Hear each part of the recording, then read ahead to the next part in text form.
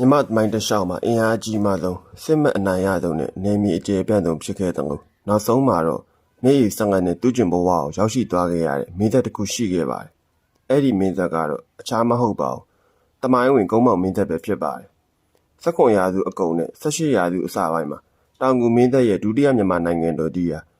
နန်းတွင်အုပ်ချုပ်မှုညံ့ဖျင်းခြင်းမွန်မြန်မာပရိပခများပြန်လည်ဦးမော့လာခြင်းတို့ကြောင့်ဟန်တာဝတီပဲခူးမင်းတို့ရဲ့တိုက်ခိုက်မှုတွေကိုခံရပြီး19အန်ဒီခုနှစ်မှာလုံးဝပြတ်သုံးသွားခဲ့ပါတယ်။တိုင်းပြည်ဟာအရှင်သခင်မဲ့ပြီးဖျို့ဖျဲဖြစ်နေတဲ့အချိန်အောက်ပြည်အောက်ရွာမွန်တက်တွေဟာအထက်မြန်မာပြည်အထိစက်တက်သိမ်းပိုက်ပြီးပြည်သူတွေကိုနှိပ်စက်ကန့်သက်မှုတွေပြုလုပ်လာခဲ့ပါတယ်။ဒီကိုတမိုင်းရဲ့အမောင်ဆုံးကာလမှာပဲအထက်မြန်မာပြည်ရွှေဘိုခရိုင်ကမုံဆိုးဘိုရွာကိုခေါ်တဲ့ရွာငင်လေးရနေကွန်ကကိုထွန်းတောက်ကမဲ့သူရဲကောင်းတအူပေါ်ထွက်လာခဲ့ပါတယ်။သူကတော့မြန်မာတို့ရဲ့အမျိုးသားသူရဲကောင်းဦးအောင်စီရဖြစ်ပါတယ်။ကောင်းမင်းတရားကြီးဦးအောင်စီရ19အန်ဒီ1960ဦးအောင်စီရမွန်တက်တွေရဲ့ငါ့ဟုတ်ခံအဖြစ်အညှိခံဖို့ညှင်းဆန်ခဲ့ပြီးမိမိရဲ့မုံဆိုးဘိုရွာကိုချက်စည်းကိုအထက်ထက်ခတ်တနက်ဓာငှန်တွေစုတောင်းပြီးရွာသူရွာသား68ယောက်နဲ့အတူစတင်တော်လှန်ခဲ့ပါတယ်။ဒါအကုန်းမောင်ခေရဲ့ပနက်ရိုက်ချက်ပါပဲ။သူဟာမိမိကိုယ်ကိုအကောင်ဖေးရသို့မဟုတ်အကောင်မင်းတရားရဲ့အဖြစ်ဘွဲခံယူပြီးရွှေဘုံမြို့ကိုကုန်းမောင်နေပြီးတော့အဖြစ်တီထောင်ခဲ့ပါတယ်။အကောင်မင်းတရားကြီးရဲ့စစ်ရေးပါရမီဟာအမခမ်းပါပဲ။သူကအနီးနားရွာတွေကိုစီယုံနေမပူးပေါင်းတဲ့ရွာတွေကိုတိုက်ခိုက်သိမ်းပိုက်ပြီးအင်အားကြီးမှရဲ့ညီမတက်မတော်ကြီးကိုပြန်လည်တိစောက်ခဲ့ပါတယ်။အဲဒီနောက်ဟန်တာဝတီမွန်တက်တွေကိုအထက်မြန်မာပြည်ကနေမောင်းထုတ်ခဲ့ပြီးတဖြည်းဖြည်းနဲ့အောက်မြန်မာပြည်အထိစစ်ကြောင်းဖြန့်ကသိမ်းပိုက်ခဲ့ပါတယ်။1955ခုနှစ်မှာတော့မွန်တို့ရဲ့အချက်ချာကျတဲ့တကုံဒေသကိုသိမ်းပိုက်ပြီးရန်ကုန်မြို့ရန်ခတ်သိမ်းကုတ်ငင်းစီတော်ကိုအတိတ်ပဲရတဲ့နာမည်ကိုပေးကအခြေချခဲ့ပါတယ်။ကောင်းမင်းတရားကြီးကမြန်မာနိုင်ငံသာမကပဲအိန္ဒိယချင်းယူရီးယားထိုင်းနိုင်ငံအထိပါစစ်ချဲတွင်းခဲ့ပါတယ်။သို့တော်လည်း1960ပြည့်နှစ်ယူရီးယားနိုင်ငံရုတ်တရက်မြို့ဝင်းရံတိုက်ခိုက်နေစဉ်အတွင်းမှာပဲမကြမ်းမမာဖြစ်ပြီးအချို့သမိုင်းတွေအမြောက်ကွဲရကရတော့တန်ရာဖြစ်မြန်မာနိုင်ငံတို့အပြန်လန်းခီးကတ်တူဝါရွာမှာ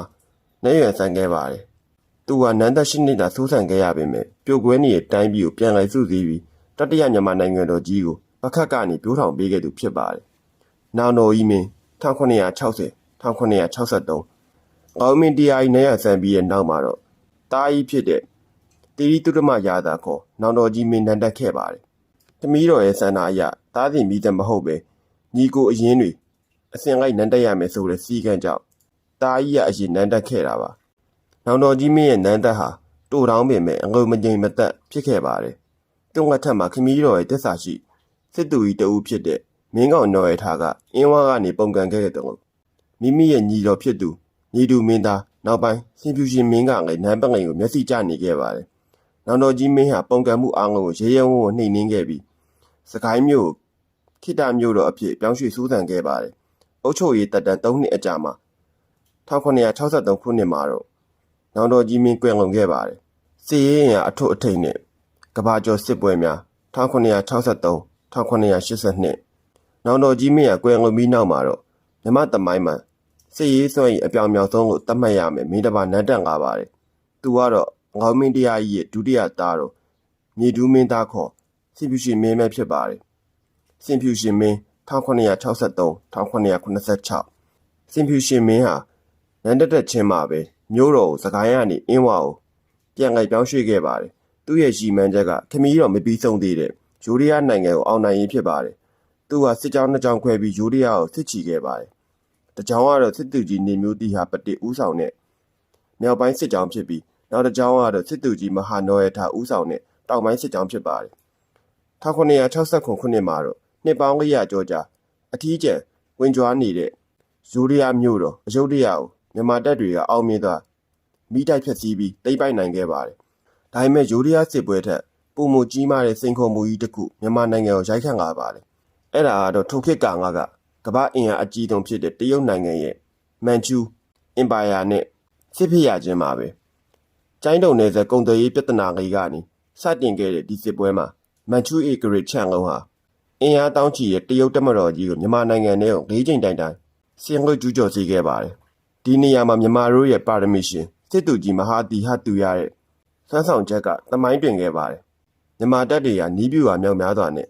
မန်ချူတက်တွေကိုရိတ်ခါဖြတ်တယ်ပျောက်ကြားစနစ်နဲ့တိုက်ခိုက်တယ်ပြီးတော့ထောင်ချောက်ဆင်ပြီးဝိုင်းဝန်းချီမုံခဲ့ပါတယ်စစ်ပွဲလေးကျင်လုံးမှာတရုတ်တပ်တွေအရေးနှိမ်ပြီးနောက်ဆုံး1969ခုနှစ်မှာတော့တရုတ်ဗိုလ်ချုပ်တွေဟာကောင်းကင်တုံဗမော်အနီးမှာမြန်မာတပ်မတော်နဲ့စစ်ပြင်ချင်းရေးစာချုပ်ကောင်းကင်တုံစာချုပ်ချုပ်ဆိုပြီးအရှက်တကွဲဆုတ်ခွာခဲ့ရပါတယ်ဤစစ်ပွဲကြောင့်မြန်မာကြီးတပ်စွမ်းရင်ဟာအာရှမှာထိပ်ဆုံးကိုရောက်ရှိသွားခဲ့ပါတယ်သို့တော်လည်းစစ်ပွဲတွေရေရှည်ဖြစ်ပွားမှုကြောင့်တိုင်းပြည်ရဲ့စီးပွားရေးနဲ့လူဝင်အားပြုံးတီးခဲ့ရပါတယ်စစ်မှန်ကုန်ကားတဲ့စင်ဖြူရှင်မင်းဟာ1986ခုနှစ်မှာနေရဆန်ခဲ့ပါတယ်စင်ကူးမင်း1986 1982စင်ဖြူရှင်မင်းရဲ့သားတော်စင်ကူးမင်းနန်းတက်ကားတဲ့အခါမှာတော့တိုင်းပြည်ရန်ကန်းလေးကိုပြောင်းလဲခဲ့ပါတယ်သူကခမီးတော်ငါထက်ကစစ်ပွဲတွေကြောင့်ပြည်သူတွေမောပန်းနေတာကိုသိတဲ့အတွက်ရိုးရီးယားနဲ့တရုတ်စစ်ပွဲတွေကိုရပ်တန့်စေခဲ့ပါတယ်စစ်တိုက်ခြင်းထက်သာသနာရေးစာပေနဲ့အမှုပညာကိုပုံမအားပေးခဲ့ပါတယ်ဒါပေမဲ့သူ့ရဲ့ဆုံးဖြတ်ချက်ဟာစစ်ဗိုလ်ချုပ်တွေနဲ့နန်းတွင်းအမတ်တွေကြားမှာမကျေနပ်မှုတွေဖြစ်စေခဲ့ပါတယ်စင်ကူးမင်းကဖျားဘူးခီးစဉ်တွေထွက်လေရှိပြီးနန်းတွင်းကြီးကိုငင်းလေရှုခဲ့ရာကနေ1982ခုနှစ်မှာနန်းချခြင်းခံခဲ့ရပါတယ်ဖောင်းကားသားမောင်မောင်1982နောင်တော်ကြီးမင်းရဲ့သားတော်ဖောင်းကားသားမောင်မောင်ဟာနန်းတွင်းအာဏာသိမ်းမှုအခွင့်အရေးကိုအရယူပြီးနန်းတက်ခဲ့ပါတယ်ဒါပေမဲ့သူကမြမသမိုင်းမှာနန်းသက်အတူဆုံးမင်းတစ်ပါးဖြစ်ခဲ့ပါတယ်အသက်22နှစ်အရွယ်သာရှိသေးတဲ့မောင်မောင်ဟာကုန်းမောင်နန်းပကိတ်ပေါ်မှာ9ရက်သာထိုင်ခွင့်ရခဲ့ပြီးငေါင်းမင်းတရားကြီးရဲ့ပစ္စမမြောက်သားတော်ဖြစ်တဲ့ပဒုံမင်းသားရဲ့အာဏာသိမ်းမှုကိုခံခဲ့ရပါတယ်အကျယ်ဆုံးမြမမြေပုံနဲ့အနောက်အုပ်စု၏ချင်းချောက်မှု1982 1839နန်းတွင်းအရှုပ်ထွေးတွေကိုနှိမ်နင်းပြီးနောက်ကုန်းမောင်ခေရဲ့ဩဇာအကြီးမားဆုံးနဲ့နန်းသက်အရှိဆုံးမင်းသားတစ်ပါးနန်းတက်လာပါတယ်သူကတော့ပဒုံမင်းသားခေါ်ဘိုးတော်ဖျားဖြစ်ပါတယ်ပဒုံမင်းခေါ်ဘိုးတော်ဖျား1982 1819ဘိုးတော်ဖျားနန်းတက်ပြီးနောက်မြို့တော်ကိုအင်းဝါကနေအမရပူရမသိနိုင်သောမြို့သို့ရွှေ့ပြောင်းတည်ဆောင်ခဲ့ပါတယ်သူကညံပြတ်သားပြီးပြုပြင်ပြောင်းလဲမှုအများကြီးလုပ်ခဲ့သူပါတိုင်းပြည်ရဲ့လူဦးရေနဲ့အခွန်အတုပ်တွေကိုသိရှိနိုင်မှုအတွက်တမိုင်းဝင်ဘိုးတော်ဖျားအမိန်တော်ပြန်တန်းနဲ့စစ်တမ်းများကိုပထမဆုံးအကြိမ်ကောက်ယူခဲ့ပါတယ်ဘိုးတော်ဖျားငတ်ထက်ရဲ့အကြီးမားဆုံးတမိုင်းဝင်ဖြစ်ရကတော့1984ခုနှစ်မှာရခိုင်ပြည်ကိုသိမ်းပိုက်နိုင်ခဲ့ခြင်းဖြစ်ပါတယ်စစ်သူကြီးမဟာတီဟတူရဒညဝတီဦးဆောင်တဲ့မြန်မာတပ်တွေဟာရခိုင်ကိုအောင်နိုင်ခဲ့ပြီးရခိုင်ပြည်သူတွေရဲ့တပ်ဦးဆက်ပိုင်းကိုးကွယ်ရာမဟာမြတ်မုနီချုပ်ပွားတော်မြတ်ကြီးကိုအမရပူရာသို့ပင့်ဆောင်ခဲ့ပါတယ်ဒီကိုရခိုင်ကိုသိမ်းပိုက်လိုက်တာကြောင့်မြန်မာနိုင်ငံရဲ့မြေပုံဟာတမိုင်းမှာအကျယ်ပြန့်ဆုံးအထိဖြစ်သွားခဲ့ပေမဲ့တစ်ဖက်မှာလည်းအိန္ဒိယကိုသိမ်းပိုက်ထားတဲ့ဗြိတိရှအင်္ဂလိပ်အင်ပါယာနဲ့နယ်နိမိတ်ချင်းဓာတ်ရိုက်ထိစပ်သွားပါတော့တယ်ဒါဟာမြန်မာနိုင်ငံအတွက်အကြီးမားဆုံးဘေးဒုက္ခရဲ့အစပြုခြင်းပါပဲဘိုးတော်ဖျားဘာသာရေးအဆောက်အအုံကြီးတွေကိုတိဆောက်ခဲ့ပါတယ်ကမ္ဘာအကြီးဆုံးပထိုးတော်ကြီးဖြစ်ဖို့ရည်ရွယ်ပြီးမင်းကုန်းပထိုးတော်ကြီးကိုစောင့်လုပ်ခဲ့ပေမဲ့အကြောင်းမျိုးမျိုးကြောင့်မပြီးစီးခဲ့ပါဘူးဒါပေမဲ့မင်းကုန်းခေါင်းကောင်းကြီးကတော့ယနေ့တိုင်အတန်မြည်သေးကမ္ဘာအကြီးဆုံးခေါင်းကောင်းကြီးအဖြစ်ကြံရစ်ခဲ့ပါတယ်နန်းသက်38နှစ်စိုးစံခဲ့ပြီးနောက်1819ခုနှစ်မှာဘိုးတော်ဖျားနေရဆန်ခဲ့ပါတယ်ဘာကြီးတော်မင်းခေါ်စကိုင်းမင်း1819 1839ဘိုးတော်ဖျားရဲ့မြေးတော်ဖြစ်တဲ့ဘာကြီးတော်မင်းနန်းတက်လာတဲ့အခါမြို့တော်အင်းဝါကိုပြန်ပြောင်းခဲ့ပါတယ်ဘာကြီးတော်မင်းကသဘောမနှောပြော့ပြောင်းသူတူဖြစ်ပေမဲ့သူ့ရဲ့မိဖုရားကောင်းကြီးမဲနူးနဲ့ဖောက်ကသားမောင်မောင်တို့ကနန်းတွင်းဩဇာငှမ်းမှုကကြီးမားခဲ့ပါတယ်ဒီခေတ်မှာမြန်မာတို့ရဲ့နေမြေချဲ့ထွင်းမှုဟာအာတန်နဲ့မဏိပူရအိန္ဒိယနယ်တဲ့အထိရောက်ရှိသွားခဲ့ပါတယ်ဒီနေရာမှာကုန်းမောင်ခေရဲ့နောက်ဆုံးနေကူငါးကိုတောက်ပခဲ့သူစစ်သူကြီးမဟာဗန္ဓုကပေါ်ထွက်လာခဲ့ပါတယ်မဟာဗန္ဓုကရဲ့ရဲသွမ်းတပ်တီဟာဗြိတိရှတပ်တွေကိုတုံ့လုပ်စေခဲ့ပါတယ်သို့တော်လည်းနယ်သက်ပြဿနာတွေတင်းမာလာရကနေ1824ခုနှစ်ပထမအင်္ဂလိပ်မြန်မာစစ်စတင်ဖြစ်ပွားခဲ့ပါတယ်ခင်မီအမြောက်တနက်နဲ့စစ်သင်းမောတွေကိုတုံးတဲ့အင်္ဂလိပ်တပ်တွေကိုမြန်မာတပ်တွေကဓားငှက်ရိုးရိုးတနက်တွေနဲ့ကြံ့ကြံ့ခိုင်တိုက်ခိုက်ခဲ့ပါတယ်1825ခုနှစ်ဒနုဖြူခိုင်တဲ့တိုက်ပွဲမှာစစ်သူကြီးမဟာဗန္ဓုကအမြောက်ဆန်ထိမှန်ပြီးကြာဆုံးခဲ့တဲ့အတွက်မြန်မာတပ်မတော်ဟာအကြီးအကျယ်စိတ်သက်ကြဆင်းသွားခဲ့ပါတယ်နောက်ဆုံး1826ခုနှစ်မှာတော့မြန်မာတို့ဟာအင်္ဂလိပ်တို့ရဲ့မမတ်တဲ့ရနပူစာချုပ်ကိုချုပ်ဆိုခဲ့ရပြီးစစ်ရော်ကြီးငွေတင်းကားပြားတကတိပေးခဲ့ရရုံနဲ့မကရခိုင်နဲ့တနင်္လာရီဒေသတွေကိုအင်္ဂလိပ်ရငတ်တဲ့ပထမဆုံးအကြိမ်ပေးရငတ်ရပါတော့တယ်စစ်ရှုံးတဲ့စိတ်ကြောင့်ဘာကြီးတော်မင်းကစိတ်ကျမ်းမာကြီးချိုးတက်လာခဲ့ပြီး1839ခုနှစ်မှာညီတော်တာယာဝတီမင်းရဲ့ဖယ်ရှားခြင်းကိုခံခဲ့ရပါတယ်ကိုလိုနီနယ်ချက်မှု၏မှုန်တိုင်းနဲ့ခင်မီရေးကြိုးပမ်းချက်1839 1888ရနပူစာချုပ်ကြောင့်မြန်မာတို့ရဲ့တိတ်ခါ နေကြခဲ့ရပြီးနန်းတွင်းမှာလည်းအင်္ဂလိပ်ပေါ်တော်ငန်ကုန်စိတ်တွေပြင်းထန်လာခဲ့ပါတယ်။တာယာဝတီမင်း1839 1846တာယာဝတီမင်းကနန်းတက်လာပြီးနောက်အင်္ဂလိပ်တို့နဲ့ချုပ်ဆိုထားတဲ့ရန်နဘိုစာချုပ်ကိုအတိမတ်မပြုတ်ကြောင်ရဲရဲဝံ့ဝံ့ကြေညာခဲ့ပါတယ်။သူဟာအင်္ဂလိပ်ကိုယ်စားလှယ်တွေကိုနှင်ထုတ်ခဲ့ပြီးစစ်ရေးအင်အားပြန်လည်ဖြည့်တင်းမှုကြိုးစားခဲ့ပါတယ်။မြို့တော်ကလည်းအမရပူရာကိုပြန်ရွှေ့ခဲ့ပါတယ်။သို့တော်လည်းတာယာဝတီမင်းဟာနန်းတက်နှောင်းပိုင်းမှာစိတ်ထက်ချမှုဝေဒနာကိုခံစားရပြီး1846ခုနှစ်မှာကွယ်လွန်ခဲ့ပါတယ်။ပကံမင်း1846 1853တာယာဝတီမင်းရဲ့သားတော်ပကံမင်းနန်းတက်လာတဲ့အခါမှာတော့နန်းတွင်းရေးရာတွေကိုငှက်ငှက်ရှုပြီးကြက်တိုက်ငှက်တိုက်တာတွေနဲ့သာအချိန်ဖြုံးနေခဲ့တယ်လို့တမိုင်းမှာဆိုကြပါတယ်။သူ့ငှက်ထက်1852ခုနှစ်မှာရန်ကုန်မြို့ဝင်နဲ့အင်္ဂလိပ်တင်ပေါ်ကပတိန်တို့ကြားကုန်သွယ်ရေးအငင်းပွားမှုတွေကိုအကြောင်းပြုပြီးအင်္ဂလိပ်တို့ကဒုတိယအင်္ဂလိပ်မြန်မာစစ်ကိုဆင်နွှဲခဲ့ပါတယ်။ဒီစစ်ပွဲမှာမြန်မာတို့ဘက်ကစနစ်တကျပြင်ဆင်မှုမရှိတာကြောင့်အငွေတကူရှုံးနှင်းခဲ့ပြီးအောက်မြန်မာပြည်တစ်ခုလုံးပဲခူးတိုင်းရန်ကုန်အေရရီတိုင်းနဲ့မွန်ပြည်နယ်အင်္ဂလိပ်ငှက်ထဲပါသွားခဲ့ပါတယ်။မြန်မာနိုင်ငံပင်လယ်ထွက်ပေါက်မရှိတဲ့ကုန်းတွင်းပိတ်နိုင်ငံလေးဘဝကိုရောက်ရှိသွားခဲ့ရပါတယ်။တိုင်းပြည်အခြေအနေဆိုးရွားလာမှုကိုမကြည့်ရတဲ့ညီတော်မင်းတုံးမင်းသားဟာ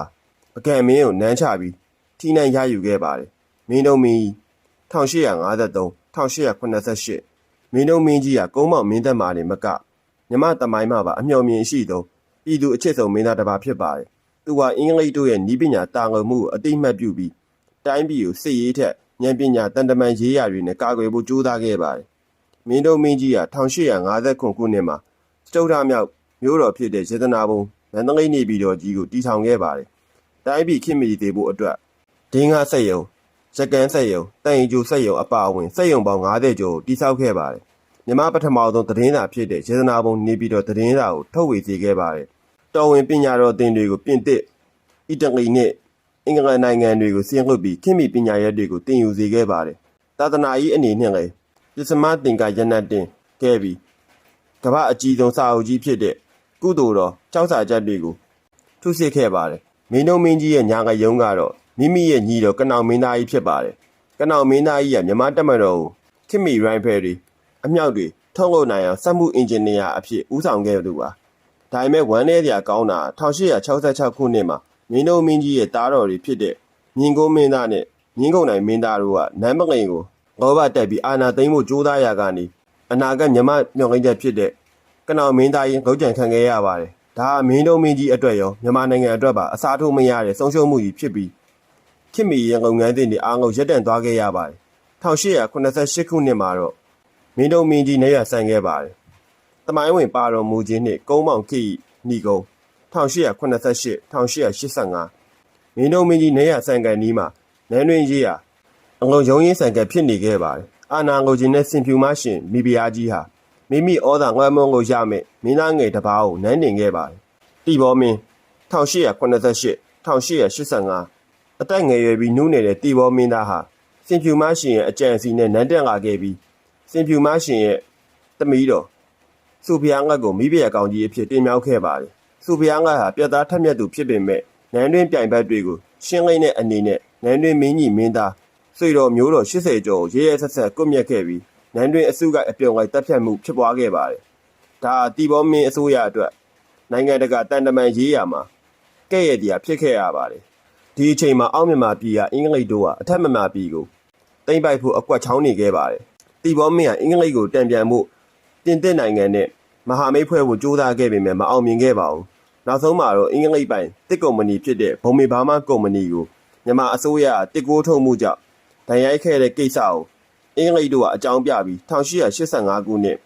နိုဝင်ဘာလမှာတတိယအင်္ဂလိပ်မြန်မာစစ်ကိုကြီးညာခဲ့ပါတယ်။ဗိုလ်ချုပ်ပရင်တာကဦးဆောင်တဲ့အင်္ဂလိပ်တပ်တွေဟာစစ်သင်းမောတွေနဲ့အေယာဝတီမြစ်တိုင်းရပ်ပိုင်းအတွင်းမန္တလေးမြို့တော်စီကိုစံတက်လာခဲ့ပါတယ်။မြမနန်းတွင်ဟာစစ်မပြိုခင်ကတည်းကလက်နက်ချဖို့ဆုံးဖြတ်ခဲ့တာကြောင့်ကာကရေးတပ်တွေဟာခုခံခွင့်မရခဲ့ပါဘူး။1885ခုနှစ်နိုဝင်ဘာလ29ရက်နေ့မြန်မာတို့ဘယ်တော့မှမေ့ပြောင်းလို့မရပေမဲ့ဝမ်းနည်းစရာနေ့ရက်တရက်ရောက်ရှိလာခဲ့ပါတယ်။အင်္ဂလိပ်စစ်သားတွေကမန္တလေးနန်းတွင်ကြီးတဲကိုဖက်နှက်မချွတ်တန်းဝင်ရောက်လာပြီးတီဘောမင်းနဲ့မိဖုရားကြီးစုဖုရားငတ်တို့ကိုဖမ်းဆီးခဲ့ပါတယ်။မန္တလေးပြည်သူပြည်သားထောင်သောင်းချီဟာနန်းတော်ကနေဒေါနာချန်စိတ်ကန်းကိုဆင်းရမယ်လမ်းဘေးဝဲရမှာဒူးထောင်ငိုကြွေးရင်းမိမိတို့ရဲ့ အရှင်သခင်ကိုနှုတ်ဆက်ခဲ့ကြပါတယ်။တီဘောမင်းနှင့်မိဖုရားကြီးတို့ဟာတပ္ပနုမော်ဖောင်တော်ပေါ်သို့တက်ရောက်ပြီးတိုင်းပြည်ကိုနောက်ဆုံးအကြိမ်ကြည့်ရှုကာအိန္ဒိယနိုင်ငံကျေသနာဂီရီမြို့ကိုတည်နေတဲ့အပို့ခံခဲ့ရပါတော့တယ်။ညီကုန်းချုပ်ရရင်တော့ရွှေဘုံမုတ်ဆိုးဘိုကျော်အားစတင်ခဲ့တဲ့ဓာချက်တွေမန်ချူးတပ်တွေကိုမန်ပါပါတွန်းလှန်ခဲ့တဲ့တမိုင်းဝင်စစ်တမ်းတွေဟာမန္တလေးစိတ်ကမ်းရဲ့ငိုကြေးတန်တွေနဲ့အတူချုပ်ငိမ့်သွားခဲ့ရပါတယ်။ကုန်းမောင်မင်းသက်133နှစ်တာတမိုင်းကြောင်းဟာကျွန်တော်တို့မြန်မာလူမျိုးတွေအတွက်ရင်းရင်းမှုဉာဏ်ပညာရှိမှုတွေကိုဂုဏ်ယူစရာပေးစွမ်းခဲ့တဲ့လို့တစ်ဖက်မှာလည်းစီးကုံမှုပြပြခြင်းကမ္ဘာအခြေအနေကိုမျက်ခြေပြတ်ခြင်းတို့ရဲ့အကျိုးဆက်ဟာမငေါ့ထိရင်နာဖို့ကောင်းတဲ့လဲဆိုတဲ့တမိုင်းသင်ခန်းစာကြီးကိုပေးသွားခဲ့ပါတယ်။ကြည့်ရှုအားပေးသူတယောက်ချင်းစီတိုင်းကျေးဇူးတင်ပါတယ်ခင်ဗျာ။ကျွန်တော်ရဲ့ channel ကိုလည်း subscribe လုပ်ပြီးအားပေးခဲ့ကြပါဦး။တာယာငါးပါးရဲ့နေကြီးဖြစ်ပါသည်ခင်ဗျာ။ကျွန်တော်ကတော့ပုံမှန်တင်ဆက်သူကိုကျော်ဖြစ်ပါတယ်ခင်ဗျာ။